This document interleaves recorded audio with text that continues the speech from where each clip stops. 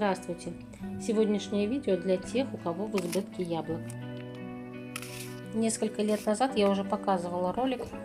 Речь шла о яблочках, о падалице, о подгнивших, о червивых, которых очень много.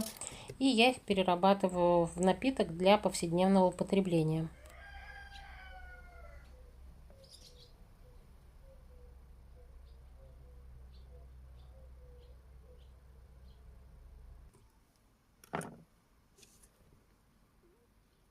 Готовится такой напиток очень просто, без варки, и по вкусу напоминает яблочный сок. Именно не компот, а сок. Хотя в комментариях многие говорят, что не может такого быть. Я сама, если честно, поверила только тогда, когда попробовала. И очень многие спрашивают, можно ли такой напиток приготовить на зиму. Да, можно, и сегодня мы этим как раз и займемся. Полностью заполняю яблоками посуду, в которой буду готовить напиток. Раньше я его делала в 3-литровой банке, сейчас использую для этого кастрюлю 5,5 литров или 6. На кастрюлю такого объема беру полстакана сахара примерно. Если яблоки очень кислые и не спелые, то можно взять и целый стакан. Яблоки всплывают, крышкой можно их прижать, но у меня крышка выпуклая, поэтому можно положить какой-то груз, в данном случае у меня тарелочка, для того, чтобы яблоки пережать и опустить в кипяток. Сверху уже закрываю крышкой. Если используете 3-литровую банку, то капроновая крышка прижмет яблоки. Оставляю напиток до полного остывания. Уходит на это довольно много времени, не менее 3 часов, даже больше.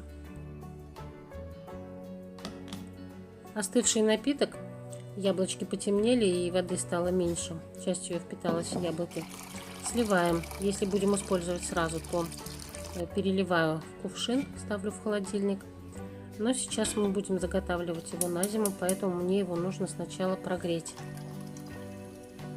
Довожу объем до 3 литров кипяченой водой, для того, чтобы получилась целая 3-литровая банка. Довожу почти до кипения, параллельно кипячу крышку и стерилизую банку.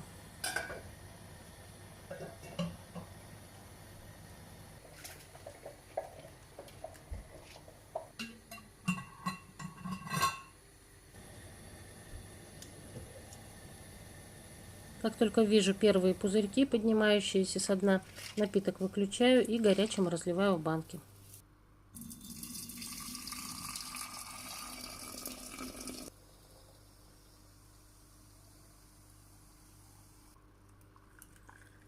Если банка получилась не целой, можно добавить кипяточка. Накрываю стерильной крышкой и закрываю герметично. Больше ничего в напиток не добавляю.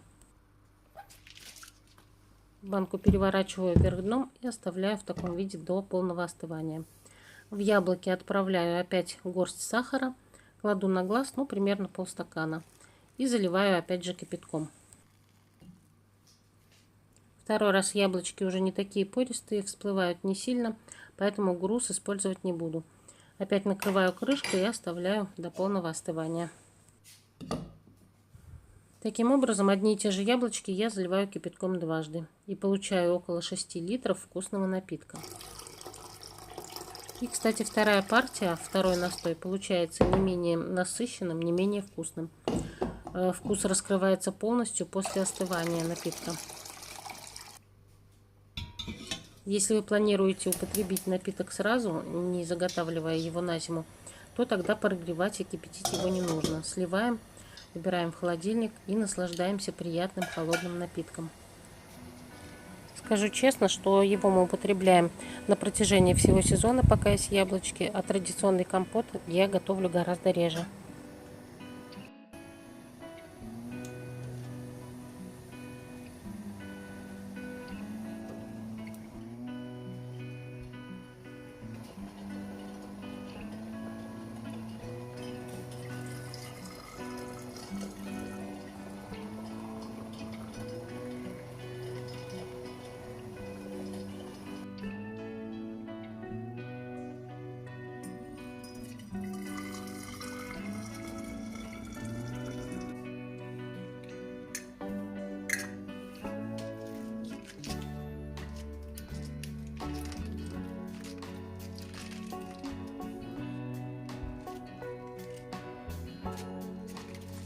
Бутылки менее устойчивы в перевернутом состоянии, чем банки, поэтому обычно чем-то их подпираю, чтобы они не упали. Или можно положить их на бок до полного остывания.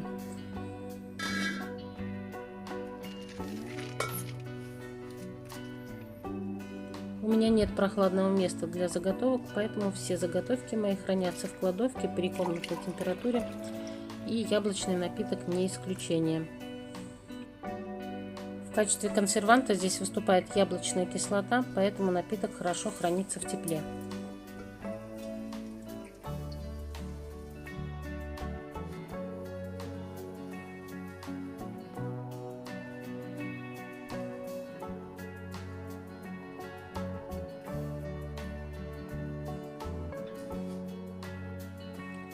Каждая партия отличается по оттенку, по насыщенности, по прозрачности, по вкусу. Даже одни и те же яблочки, которые мы заливаем дважды, на выходе дают два разных напитка. Очень популярен вопрос, что делать с яблочками, которые мы уже использовали для получения напитка. Я, признаться, их не использую, отправляю в компост, но сегодня попробовала несколько кусочков. Яблочки не лишены вкуса, они такие же упругие, твердые, поэтому их можно использовать так же, как свежие. Можно приготовить из них начинку для пирогов или рулетов. Можно такую начинку приготовить впрок, закатав ее в горячем виде в банке. Я же просто сварила яблоки без добавления воды и сахара, измельчила блендером, причем слегка, даже не добивалась однородности, и высушу на солнышке, получив пастилу. У нас по-прежнему тепло, 30 и выше, и поэтому за 2-3 дня яблочное пюре превратилось в пастилу. Это грубая пастила, которую я делала на пробу, на скорую руку. Поэтому она не такая нежная, не такая гибкая, не такая прозрачная, как если бы я занималась ею специально. Но на вкус она получилась очень даже неплохой. И теперь я с уверенностью могу сказать, что такое пюре можно смешать с другими ягодами, фруктами или плодами, сделать пюре более однородным и более жидким и получить замечательную по всем параметрам пастилу. Сушить ее, кстати, можно не только на солнышке, можно воспользоваться духовкой или сушилкой. Варианты есть, даже если нет такого солнышка. На этом я с вами прощаюсь. До новых встреч. Всем отличного настроения, здоровья и всего самого наилучшего.